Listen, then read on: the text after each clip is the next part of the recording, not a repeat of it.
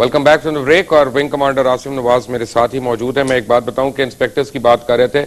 Inspectors का इस मुल्क में इतना धांसू किस्म की माफिया है कि अगर आप फर्ज करें जहाज एक आता है तो इंस्पेक्टर्स की डिमांड है हम 4-4 लोगों को 2-2 महीने के लिए, 1-1 महीने के लिए बाहर भेजो, पहले हमें ट्रेन करवाओ और फिर $500 रोजाना के हिसाब से हमें टीए दो, जबकि सिविल एविएशन का मुख्तस अमाउंट जो है वो $80 है और वो $250 होता है उनका अगर वो वीकेंड पे करें। तो उन्होंने कहा नहीं, हमें $500 पे करना है और वीकडे के ऊपर करना है।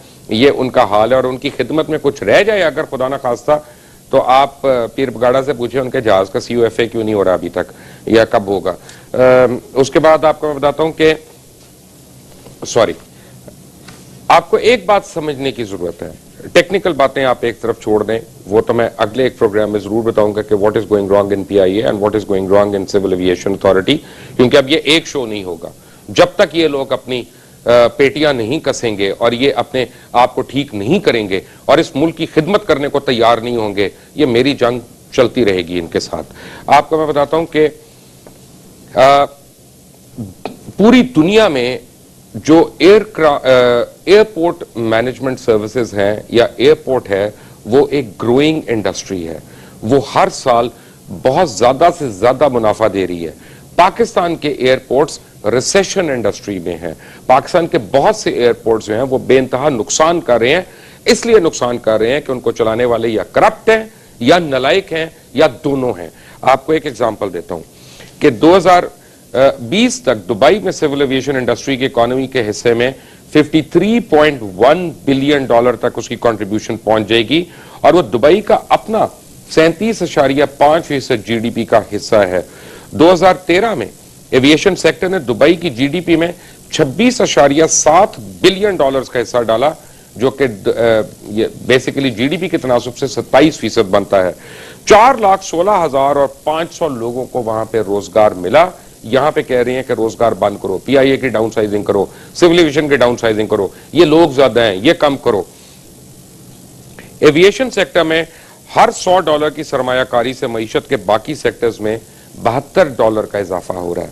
यानी अगर एविएशन इंडस्ट्री में $100 लगते हैं तो दीगर तमाम इंडस्ट्रीज में $72 इमीडिएटली लोगों के इन्वेस्ट हो जाते हैं। और उसके साथ ही वो 100 नौकरियां पैदा करने से पूरे दुबई में 116 नौकरियां, इजाफी नौकरियां उसकी वजह से वो पैदा होती हैं। एक अंदाजे के मुताबिक 2020 तक एमिरेट्स एयरलाइन 70 मिलियन पैसेंजर्स को वर्ल्ड वाइड ट्रांसपोर्ट करेगी। एमिरेट्स वो एयरलाइन है जिसको PIA ने बनाया।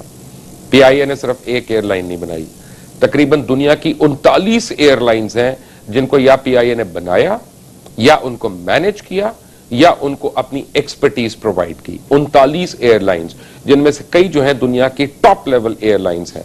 इस एयरलाइन में आज भी इतना दम है कि ये चाहे तो 6 महीने के अंदर अपने आप को टर्न अराउंड कर सकती है। It has some of the best people in the world, it has some of the best staff in the world, जिनको पॉलिटिकल विक्टिमाइजेशन का शिकार कर दिया जाता है और मनपसंद लोगों को, फहीम जैसे लोगों को या और ऐसे उनके क्रू में खास तौर पे उनके पसंद के बड़े लोग हैं जिनको भर्ती कर दिया जाता है और उनको कर दे। अगर दुबई आपको एग्जांपल अच्छा नहीं लगता तो इंडिया की एग्जांपल ले लेते हैं, क्योंकि मियां साहब का बड़ा रोमांस है इंडिया के साथ। साड़ियां भेजते हैं, वहां पे चीनी का कारोबार है बॉर्डर के आर पार। इंडिया में ऑक्सफोर्ड इकोनॉमिक रिपोर्ट के मुताबिक एविएशन सेक्टर भारतीय मईशत में 33,000 करोड़ का सालाना इजाफा करता है। 33,000 करोड़ सालाना का इजाफा कर रहा है, यानी कर नहीं रहा, इंक्रीज दे रहा है उसको। और उसकी बुनियाद पे 17 लाख लोगों को वहां पे रोजगार मिलता है। 17 लाख अफराद को सिर्फ एविएशन इंडस्ट्री में इजाफे की बायस रोजगार मिलता है। और एक रिपोर्ट के मुताबिक एविएशन इंडस्ट्री ने 87,500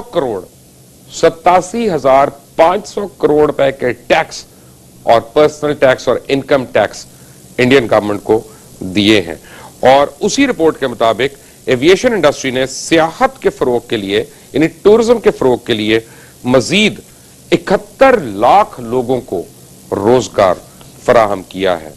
ये मेरे पास पूरी फिगर्स हैं एविएशन इंडस्ट्री ऑफ इंडिया के भी, UAE के भी, कतर के भी, मस्कत के भी, PIA के भी मेरे पास पड़े हैं। अगर मैं आपको दिखाऊं तो आप डिप्रेशन का शिकार हो जाएंगे। लेकिन उसके लिए पीआईए का जो बोर्ड है वो, और खास तौर पे ये जो है, इन अजीम लोगों को याद रखना बड़ा जरूरी है कि जिनका कोई तजुर्बा नहीं है और ये आके प्लॉट्स ले लेते हैं, पर्क्स ले लेते हैं, ये डबल पेंशनें ले लेते हैं, ये सब कुछ ले लेते हैं, फ्री ट्रैवल लेते रहते हैं, इनकी फैमिलियां जो है वो फर्स्ट क्लास में जाती हैं और जो पेड पैसेंजर्स हैं वो उनको ऑफलोड कर दिया जाता है, उनको धक्के पड़ रहे हो तो उनको होटल नहीं मिलता, उनको कटलरी नहीं मिलती, उनको खाना नहीं मिलता। और मनपसंद औरतों को हायर करने का तरीका आपको बताता हूं।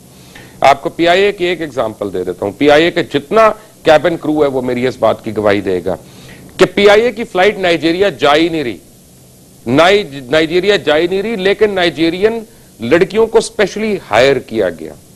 नाइजीरिया की लड़कियों को खास तौर पे हायर किया गया, अच्छी लगती हैं, हमें पसंद है, अच्छी लगती हैं, सर्व करेंगी, कभी ना कभी सेक्टर भी खोल देंगे। उन लड़कियों का 4 महीने के बाद पता चला उन सबको एड्स है, HIV पॉजिटिव है, एड्स है, नाइजीरिया से आई हैं यहां पे। उनको जब यानी वापस भेजने लगे तो पता चला 3 लड़कियां हॉस्टल से गायब हो गई हैं। वो पता नहीं आज तक मिली हैं या नहीं मिली, क्योंकि उन्होंने यहीं पे अपना मेल मिलाप शुरू कर दिया था। तो wing commander Asim, what do you से इन अ नटशेल?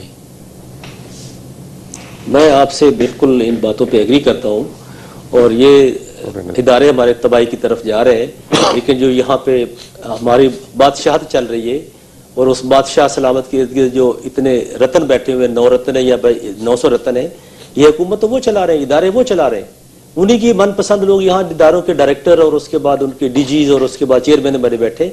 तो जब तक आप इसको सियासत से पाक नहीं करेंगे आपका कोई इदारा काम नहीं कर सकता। मैं आप छोटी सी मिसाल देता हूँ। हमारे एक एविएशन सेक्रेटरी हैं जनाब मोहम्मद अली गद्दीजी साहब, मैं उनको सलाम करता हूँ। उन्होंने एक वे फॉरवर्ड कमेटी बनाई है जिसने काम करके पीआईए का खसारा 3 अरब से 1.5 अरब कर दिया और लेटेस्टली पता ये चला है कि वो कमेटी डिसॉल्व कर दी गई है और उन्होंने फिर वो खसारा फिर वैसे का वैसे होता जा रहा है। तो ये जब तक आप ये इंटरफेरेंस पाकिस्तान के अदारों में नहीं खत्म करेंगे आप इनको ठीक नहीं कर सकते। इनको सियासत से आपने पाक करना है, इनकी अकाउंटेबिलिटी बहुत जरूरी है। करप्ट लोगों को आप आगे ना आने दें, ये काम ना आपने करना ना मैंने करना। ये जो हमने जिन लोगों को वोट देके हुकूमत में आके बिठाया है ये काम उन लोगों का है। इनको वोट नहीं मिला, तो वोट ये मिला होता तो अभी तक वोट की काउंटिंग हो गई होती, पता चल गया होता। चलो करप्शन से आ जाए, हाँ करप्शन करके आए, जैसे भी आए हुकूमत में बैठे। तो मैं तो इसमें जिम्मेदार उन लोगों को देता हूं जिनके हाथ में डंडा है, वो कम से कम इनको समझाएं कि यार इंसान के बच्चे बन जाओ, इस मुल्क को सीधे रास्ते पे चलने दो। हमारे बच्चों ने इस मुल्क में रहना है। अभी हमें डर लग रहा है कि हम इस मुल्क में रह सकते हैं या नहीं रह सकते। हमें तो यहाँ से भागने